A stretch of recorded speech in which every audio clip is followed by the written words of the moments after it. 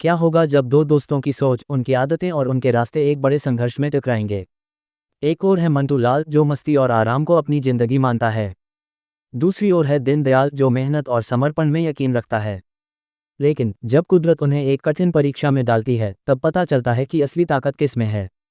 तो आइए इस रोमांचक कहानी के साथ चलते हैं एक ऐसे सफर पर जहां सीख, संघर्ष और जीत की अद्भुत दास्तान आपका इंतजार कर रही है। यह है कहानी मंटू लाल और दीनदयाल की। नमस्कार दोस्तों, स्वागत है आपका हमारे चैनल पर, जहां हर रात एक नई कहानी के साथ हम आपको गहरी नींद के जादुई सफर पर ले जाते हैं। अपनी आंखें बंद करें और सुने यह महत्वपूर्ण कहानी मंटू लाल और दीनदयाल। ये कहानी दो दोस्तों की है, मंटू लाल और दीनदयाल, जो एक गांव में रहते हैं। दोनों की सोच और आदतें एक दूसरे से बिल्कुल अलग हैं। एक दिन जीवन ने उन्हें एक कठिन परीक्षा में डाल दिया, जिससे ये समझने को मिला कि मेहनत और दृढ़ता से बड़ी कोई शक्ति नहीं होती। बहुत समय पहले की बात है।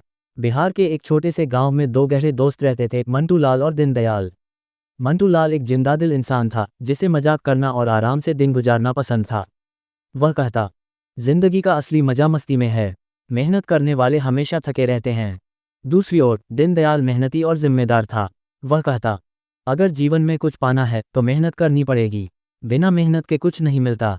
दोनों की सोच भले ही अलग थी, लेकिन उनकी दोस्ती बहुत गहरी थी। गांव वाले अक्सर उनकी चर्चा करते और कहते, मंटू और दीनदयाल अलग अलग रास्तों पर चलने वाले दो लोग हैं, लेकिन फिर भी साथ रहते हैं। गांव में सब कुछ सामान्य चल रहा था। मंटू लाल हर सुबह देर से उठता, आराम से खाता पीता और दिन भर इधर उधर घूमता। उसे लगता था कि दुनिया खुद उसकी देखभाल करेगी। वहीं दीनदयाल सुबह जल्दी उठकर अपने खेतों में काम करता, जानवरों की देखभाल करता और अपने परिवार की जरूरतों को पूरा करने में लगा रहता। एक दिन गांव के पास से एक बड़ा व्यापारी गुजरा। उसने घोषणा की, जो भी मुझे इस जंगल से रास्ता निकालकर नदी तक पहुंचाएगा, उसे इनाम में सोने के सिक्के मिलेंगे। ये सुनकर गांव में खलबली मच गई। मंटू लाल ने सोचा, ये तो आसान काम है, बस व्यापारी के साथ जंगल में घूमना है और सोने के सिक्के मिल जाएंगे। लेकिन दीनदयाल जानता था कि यह काम आसान नहीं होगा।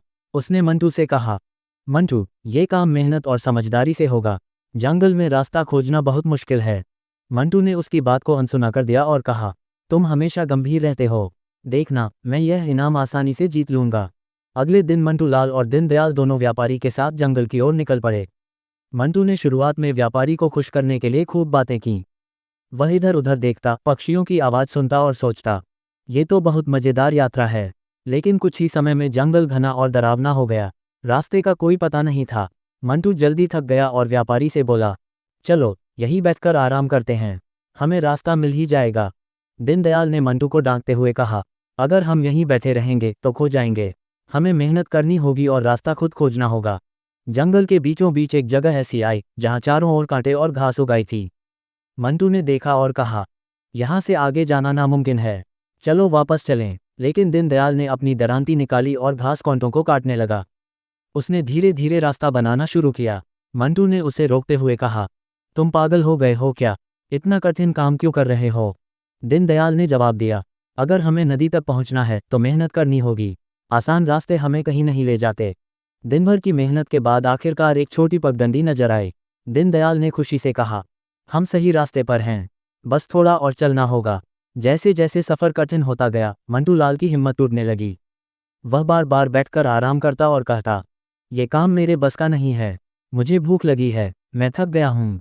दीनदयाल ने उसे समझाते हुए कहा, मंटू, जीवन में बड़े लक्ष्यों को पाने के लिए छोटी छोटी मुश्किलों को पार करना पड़ता है। अगर अभी हार मान ली तो हम कभी नदी तक नहीं पहुंच पाएंगे। मंटू ने अनमने मन से उसका साथ दिया, लेकिन उसका आलस हर कदम पर उसे पीछे खींच रहा था। 3 दिन की कठिन मेहनत के बाद दीनदयाल ने आखिरकार नदी का किनारा खोज लिया। व्यापारी उनकी मेहनत देखकर बहुत खुश हुआ। उसने दीनदयाल को सोने के सिक्के दिए और कहा, तुम्हारी मेहनत और धैर्य ने तुम्हें इस इनाम का हकदार बनाया है। मंटू लाल खड़ा सोच रहा था। वह खाली हाथ था। उसे एहसास हुआ कि उसने सफ़र में कोई योगदान नहीं दिया और अपनी आदतों के कारण वह असफल रहा। गांव लौटने के बाद मंटू लाल ने दीनदयाल से कहा, दोस्त, आज मैंने समझा कि तुम्हारी मेहनत और दृढ़ता ही तुम्हें मुझसे अलग बनाती है। अब मैं अपनी सोच बदलूंगा, मैं भी मेहनत करूंगा और अपनी ज़िंदगी को बेहतर बनाऊंगा। दीनदयाल मुस्कुराया और कहा, मंटू, मेहनत करने वाला इंसान कभी खाली हाथ नहीं रहता। अगर तुम अपनी आदत बदल लोगे तो तुम्हारे पास भी सब कुछ होगा। उस दिन के बाद मंटू लाल ने दीनदयाल से सीख लेकर मेहनत करना शुरू किया। वह अपने आलस को त्याग कर जिम्मेदार और परिश्रमी बन गया। तो दोस्तों, ये थी मंटू लाल और दीनदयाल की कहानी। एक कहानी जो हमें सिखाती है कि मेहनत और धैर्य से बड़ी कोई ताकत नहीं। आलस हमें पीछे छोड़ देता है, लेकिन मेहनत हमें ऊंचाइयों तक ले जाती है। अगर आपको ये कहानी पसंद आई तो इसे अपने दोस्तों और परिवार के साथ ज़रूर शेयर करें। और हाँ, हमारे चैनल को सब्सक्राइब करना ना भूलें, क्योंकि ऐसी ही दिलचस्प और प्रेरणादायक कहानियाँ हम आपके लिए लाते रहेंगे। फिर मिलेंगे एक नई कहानी के साथ। तब तक के लिए मेहनत करते रहिए, सीखते रहिए और मुस्कुराते रहिए। धन्यवाद।